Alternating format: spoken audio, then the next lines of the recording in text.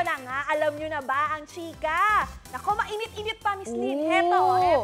Sige nga. Tingnan nyo. Asaan?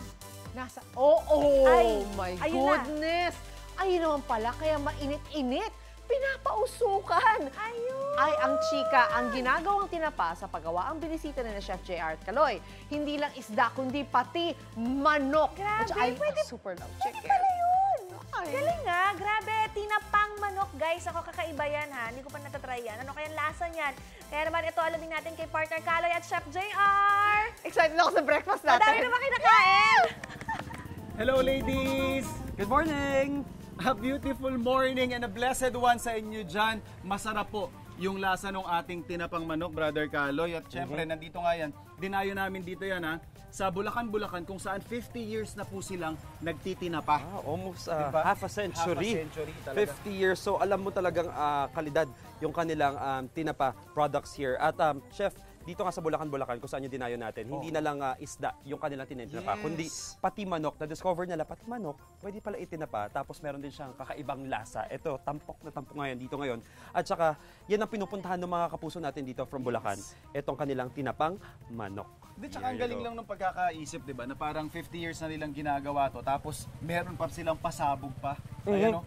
Pasabog. Alam mo, na-discover nga nila to na nakakaiyak talaga. discover nila yung sa manok sarap. na pwede itinapa na rin. Kasi Oo. nga, anong gagawin natin doon sa ginamit na tinapa para doon sa Yes. isda? Eh di gamitin natin for manok. At saka, isa rin sa naging consideration nila kaya nila ginawa nilang tinapa yung manok.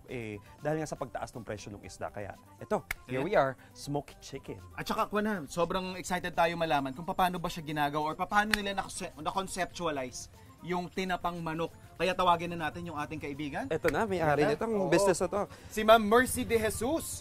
Please join us. Ma'am, a blessed Ma'am morning. Mercy, good morning. Tears of joy yan, no? Oo. On cue yan. On cue, Bumagsak yan bago po sa labas. There you go. Ma'am Mercy, ito napansin namin kasi kanina pa mausok to. At saka ang taas, ang daming magkakapatong na manok nito. Ilang oras na to pinapausukan? Mga 2 hours. So 2 hours po. Okay. Yun ang usual na cooking time po niya, 2 hours. Tapos yung proseso po ng ano po tawag dito?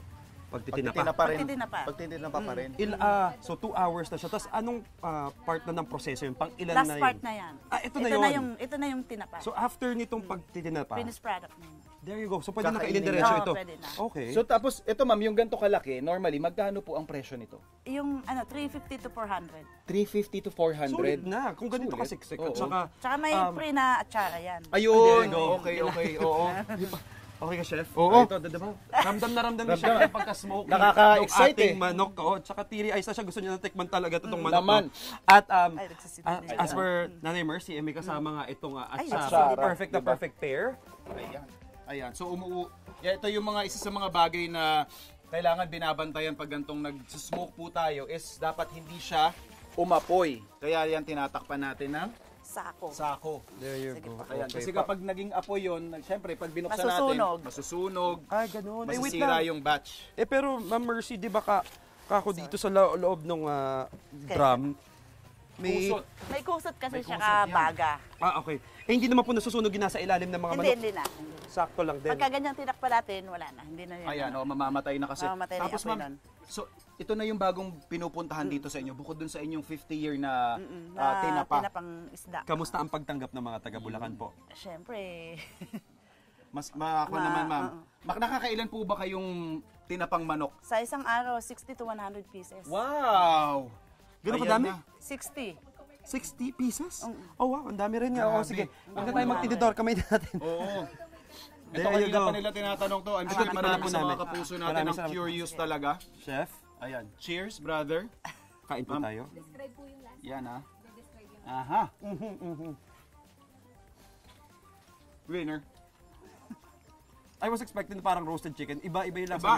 No, mas Kala mo siya. Yeah, tsaka if you would think kasi na parang 2 hours siyang ini-smoke na parang matapang yung smoky flavor. Hindi eh. actually Nagsisindi na. balanse yung pagka-smoky at saka yung alat niya doon sa manok. Pati sa mismong laman, lasang-lasa mo yung pagka-smoky nung ating tinapang manok. Wow, perfect. At saka yung lasa niya, yung signature na lasa ng tinapang isda, Pero mas tinone down. Oo hindi siya kasing aggressive nung sa isda.